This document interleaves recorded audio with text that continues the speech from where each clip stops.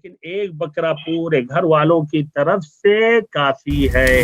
قربانی شرط نہیں ہے کہ دن ہی میں آپ ذبح کریں، لیکن فقہا کہتے ہیں دن میں بہتر ہے، رات میں بھی اگر وہ کر رہا تو جائز ہے۔ ہاں الحدی کے وقت آتا، حج کے وقت آپ نے 100 اونٹ ذبح کیا اپنے ہاتھوں سے، اور باقی پھر علی رضی اللہ عنہ سے کہا، لیکن وہ الحدی کا مسئلہ ہے۔ اور یہاں یہ قربانی اس کا جواب دیا بھی گیا تھا، بار بار یہ سوال آتے رہے کہ کیا یہ قربانی پورے گھر کی طرف سے کافی ہے یا ہر فرد کے لیے الگ الگ 3-4 بار دینا پڑے گا؟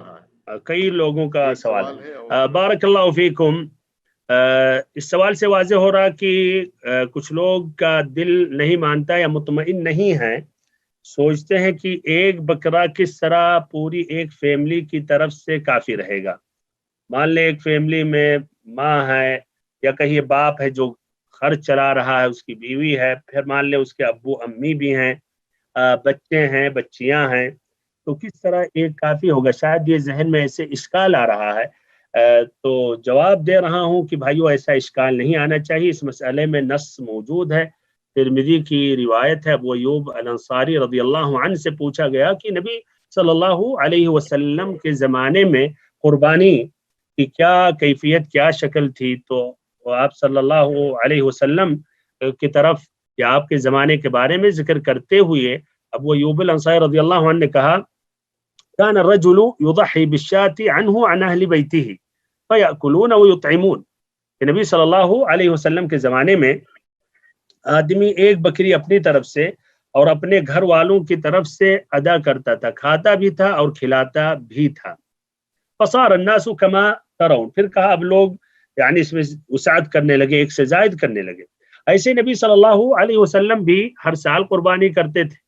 آپ کے بارے میں آیا کہ ضحى بکبشین، آپ نے 2 بکروں کا آپ نے ذبح کیا، اور اہل علم اس کی یہ بھی توجیہ کرتے ہیں کہ ایک اپنی طرف سے اور اپنے گھر والوں کی طرف سے، اور آپ کی بیویوں کی تعداد کتنی تھی؟ 9 تھی یا 11 تھی؟ سب کی طرف سے ایک، اور ایک دوسرا کیا اس شخص کی طرف سے جو نبی صلی اللہ علیہ وسلم کا امتی تو استطاعت نہیں رکھتا ہے، تو آپ نے ایک ہی کیا، اور آپ کے ساتھ کتنی بیویاں تھی سب ایک ہی کیے، اور ایک ہی آپ صلی اللہ علیہ وسلم کرتے تھے۔ ہاں الحدی کے وقت آتا، حج کے وقت آپ نے 100 اونٹ ذبح کیا اپنے ہاتھوں سے، اور باقی پھر علی رضی اللہ عنہ سے کہا، لیکن وہ الحدی کا مسئلہ ہے، اور یہاں جو الاضحیہ ہے دونوں میں فرق ہے۔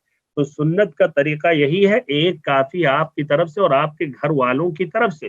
کچھ اہل علم اس کا بلکہ منع کرتے ہیں، کچھ یہاں کے بڑے مشائخ اہل علم، یہ جو لوگ تساہل کرتے ہیں، مثلا بیوی الگ سے کرتی ہے، بچہ الگ سے کرتا ہے، کہتے ہیں ایک فیملی ایک کافی ہے، یہ توسع کی ضرورت نہیں ہے، بلکہ کہتے ہیں اس طرح ایک اسراف میں بھی داخل ہے۔ لیکن بہرحال اگر ایک فیملی میں مان لیں لڑکا اپنے والدین کے ساتھ رہ رہا ہے اور وہ الگ کمائی وہ بھی کرنا چاہ رہا ہے تو یہ جائز ہے، لیکن ایک بکرا پورے گھر والوں کی طرف سے کافی ہے، جس طرح کی میں نے یہ حدیث بیان کی۔ واللہ اعلم بالصواب۔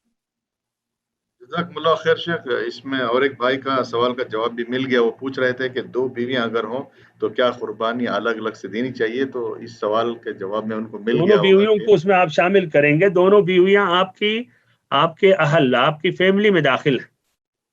ایسے میں کسی اور صاحب نے لکھا ہے کہ جو مرحوم اور والدین کی طرف سے قربانی کرتے ہیں تو کیا وہ گوشت ہم گھر میں بھی کھا سکتے ہیں یا سارا صدقہ کر دینا چاہیے؟ بارک اللہ فیکم۔ یہ جو ہے جن کا انتقال ہو گیا ان کی طرف سے قربانی کرنا، اس کی اندر تفصیل ہے۔ نمبر 1، اگر آپ نے قربانی اپنے لیے کیا اور اپنے گھر والوں کے لیے کیا، ان میں والدین کو بھی ثواب میں شامل کر لیا تو انشاءاللہ یہ جائز ہے، یہ نمبر 1۔ نمبر 2، اگر آپ کے پاس وصیت تھی، آپ کے والد یا والدہ وصیت کر کے گئے تھے کہ ہمارے لیے ہر سال قربانی کرتے رہنا، تو یہ بھی اہل علم کہتے ہیں کہ یہ اس طرح واجب ہے۔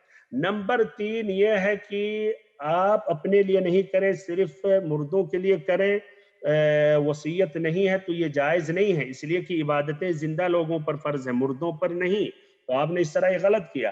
چوتھی جو شکل یہ ہے کہ آپ نے قربانی اپنے لیے تو کی اور استطاعت تھی، اسی لیے ایک آپ نے اپنے والدین کے لیے کر دیا یا والد کے لیے یا والدہ کے لیے کر دیا، تو یہ کچھ اہل علم کے نزدیک یہ کہتے ہیں یہ جائز ہے، اس میں کوئی واضح دلیل نہیں ہے بھائیو۔ کہ مردوں کے لیے قربانی کرنا چاہیے، لیکن وہ اہل علم خاصہ جو حنابلہ ہیں وہ کہتے ہیں یہ قیاس کرتے ہوئے صدقہ پر، جس طرح کی صدقہ مردوں کی طرف سے کر سکتے ہیں انہیں ثواب ملے گا، تو ایسے ہی یہ قربانی بھی صدقہ میں داخل ہے تو کر سکتے ہیں۔ تو بہرحال اس طرح اس میں جو لوگ بہت زیادہ توسع کرتے ہیں اس پر دلیل نہیں ہے، اور بہتر ہے کہ قربانی نہ کریں بلکہ صدقہ کر دیں مردوں کے لیے، تو یہ زیادہ بہتر ہوگا۔ لیکن اگر کوئی کر رہا تو اس کو حرام نہیں کہا جا سکتا بلکہ یہ جائز ہے۔ اب رہی بات کہ آپ نے قربانی کر دیا ان کے طرف سے تو کیا پورا صدقہ کر دینا چاہیے، کھانا چاہیے؟ تو اضحیہ قربانی ویسے ہی ہے جس طرح کی آپ کی جو قربانی ہے، کچھ کھائیں، ہدیہ کریں، صدقہ کریں، تو اس میں بھی ایسے ہی کرنا چاہیے کہ آپ کھائیں بھی، صدقہ بھی کر دیں، ہدیہ بھی کر دیں۔ بارک اللہ فیکم۔ ٹھیک ہے، تو یہ بھائی کا سوال ہے کہ بیٹا شادی شدہ ہے، باپ کے ساتھ ہی رہتا ہے، تو کیا باپ کی قربانی کافی ہے اس کے لیے یا الگ سے دینا چاہیے؟ بارک اللہ فیکم، اس سوال کا بھی جواب گزر گیا۔ اگر ایک ساتھ رہ رہے ہیں، بیٹا شادی شدہ ہے، ایک ہی فیملی، ایک ہی ساتھ کھانا پینا ہے، تو باپ کا وہ قربانی کافی ہے سب کی طرف سے۔ 3 سوال ہیں وہ کر دیتا ہوں کہ کتنے دن تک قربانی دے سکتے ہیں؟ دوسرا سوال ہے کہ کیا رات میں قربانی دے سکتے ہیں؟ اور ایسے ہی تیسرا سوال یہ ہے کہ کیا عورت ذبح کر سکتی ہے؟ بارک اللہ فیکم، قربانی کے متعلق 3 سوالات ہیں۔ ایک تو ہے کہ کتنے دن تک یہ قربانی ادا کر سکتے ہیں، تو اس میں معروف ہے اپنے ہاں، یہ بھی سوال اکثر کرتے رہتے ہیں، اس لیے ایک اختلافی مسئلہ ہے۔ اپنے ہاں کہتے ہیں صرف 3 دن جائز ہے قربانی کے دن، پھر 11، 12۔ صحیح جو مسئلہ ہے کہ یہ 13 تک جائز ہے، اس لیے 11، 12، 13 جو ہے ایام التشریق ہیں، اور یہ پورے ایام التشریق کھانے پینے کے دن ہیں، اور تینوں کے احکام بھی ملتے جلتے ہیں، تو 13 کو باہر کرنا یہ صحیح اور درست نہیں ہے۔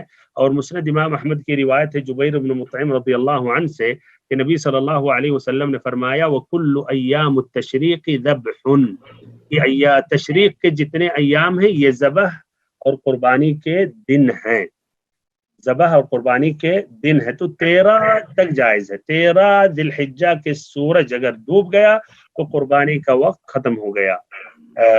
لیکن بہتر اور افضل کیا ہے؟ پہلا دن افضل ہے، اور پھر اس کے بعد دوسرا دن، پھر تیسرا دن، اور پھر اس کے بعد 13 دن کوئی کرنا چاہے تو یہ جائز اور درست ہے۔ قربانی شرط نہیں ہے کہ دن ہی میں آپ ذبح کریں، لیکن فقہا کہتے ہیں دن میں بہتر ہے، رات میں بھی اگر وہ کر رہا تو جائز ہے۔ تو مثلا آج قربانی کا دن ہے، مغرب کے بعد کوئی ذبح کر رہا، کوئی حرج نہیں۔ المہم 13 ذی الحجہ کہ مغرب کی اذان سے پہلے والی رات میں ہونی چاہیے، اس کے بعد نہیں۔ عورت کا ذبح کرنا صحیح ہے۔ ایک سوال کرتے ہیں کہ عورت کا ذبح کرنا جائز ہے یا بیوی کا ذبح کرنا جائز ہے؟ بظاہر دکھ رہا ہے یار کہ بیوی کو ڈائریکٹ ذبح کر دیں آپ، وہ جائز ہے نہیں، مراد ہے یعنی اگر وہ جانور ذبح کر رہی ہے تو اس کا یہ عمل جائز ہے، تو یہ جائز ہے، کوئی ایسا کوئی ممانعت نہیں ہے۔ عورت اگر کر سکتی ہے، ذبح کر سکتی ہے تو جائز ہے، اس میں کوئی کراہت نہیں ہے۔ بارک اللہ فیکم وجزاکم اللہ خیرا واللہ اعلم بالصواب۔ تو کیا دوسرے رفیق اعظم صاحب ہیں، ان کا مائک کھول رہا ہوں، آپ اپنا سوال کر سکتے ہیں۔ السلام علیکم۔ وعلیکم السلام ورحمۃ اللہ۔ جی شیخ صاحب خیریت سے ہیں؟ اہلا وسہلا، بارک اللہ فیک، الحمدللہ۔ شیخ صاحب ایک سوال تھا کہ یہ جو ذی الحج کا جو روزہ رکھتے ہیں 9 عرفات کو، تو سعودی عرب میں تو عرفات کا دن رکھتے ہیں، بٹ انڈیا اور دوسرے پاکستان میں وہ دوسرے دن ہو جاتا ہے، تو وہ کون سے دن رکھنا پھر بہتر رہے گا؟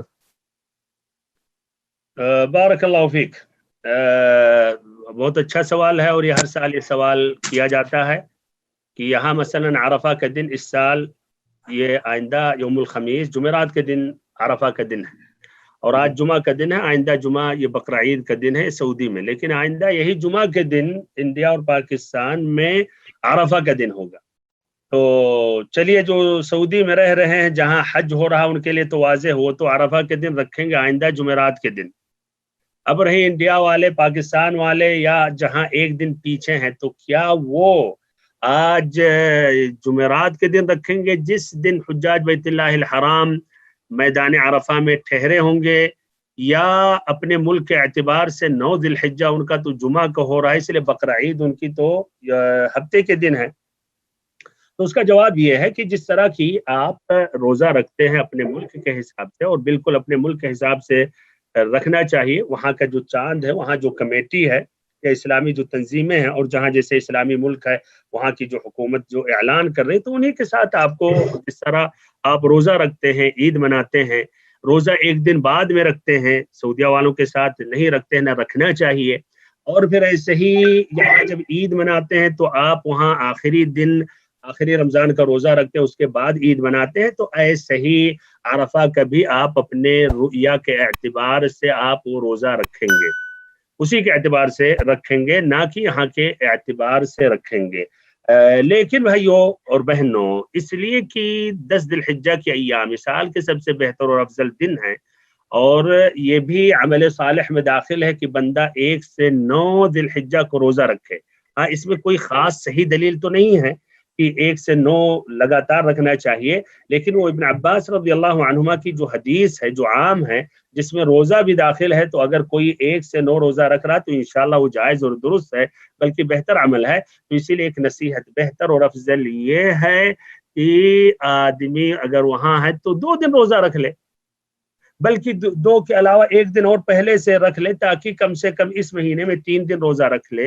اور یہ نبی صلی اللہ علیہ وسلم ہر مہینے میں 3 دن روزہ رکھتے تھے، اور ایسے ہی ایام البیض میں، یعنی ایام البیض بہتر ہے 13، 14، 15، لیکن اگر کبھی بھی رکھ لیا، جس طرح کہ عائشہ رضی اللہ عنہا کہتی ہیں کہ ما کان نبی صلی اللہ علیہ وسلم یبالی من ای الشہر صام اولہ او اوسطہ او آخرہ کما قالت، کہ نبی صلی اللہ علیہ وسلم 3 دن رکھتے تھے، اور آپ کبھی شروع میں رکھتے تھے، کبھی بیچ میں، کبھی اخیر میں، اس طرح 3 دن مثلا رکھ لے تو یہ زیادہ بہتر اور افضل ہے۔ یہ واٹس ایپ سے سوال ہے شیخ کہ بیٹے کا عقیقہ نہیں ہوا تو کیا قربانی سے عقیقہ ہو سکتا ہے؟ عقیقہ بچے کا نہیں کیا، اب قربانی کا وقت آ گیا تو قربانی کر رہے ہیں، ساتھ ساتھ کیا بچے کا عقیقے کی بھی نیت کر لیں تاکہ عقیقہ بھی ہو جائے، قربانی بھی ہو جائے؟ تو اس کا جواب یہ ہے کہ یہ دونوں مستقل عبادتیں صحیح اور درست نہیں ہیں۔ تو قربانی ہے تو صرف قربانی ہے، اس میں عقیقے کو نہیں جوڑ سکتے ہیں۔ دونوں مستقل عبادتیں ہیں، اور عقیقہ یہ بچے کی ولادت یا ایسے پیدائش کی مناسبت سے، یا اللہ تعالی نے جو نعمت دی ہے باپ پر، یہ لازمی ہوتا ہے، فرض ہوتا ہے، اور قربانی کا سبب الگ ہے، یہ جو ایک اسلامی شعیرہ ہے اور ایک یہ عبادت ہے، تو دونوں کو ایک ساتھ مکس نہیں کر سکتے، جوڑ نہیں سکتے۔ بارک اللہ فیکم۔ جزاک اللہ خیر۔ ڈاکٹر صاحب سوال کرتے ہیں کہ قربانی کا چمڑا کا کیا کیا جائے؟ اس کو کیا بیچ کر اس کے پیسے استعمال کر سکتے ہیں؟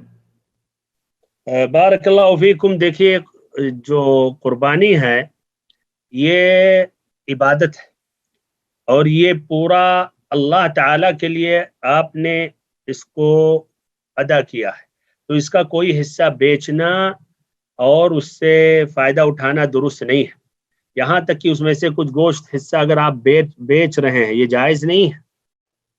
ایسے ہی اس سے متصل جو چمڑی ہے بیچنا، یہ بھی جائز اور درست نہیں ہے، بلکہ اس کو اللہ کی راہ میں اس کو صدقہ کر دے، جہاں بھی جیسے اسکول ہوئے یا ایسے ہی دینی جو ادارے ہیں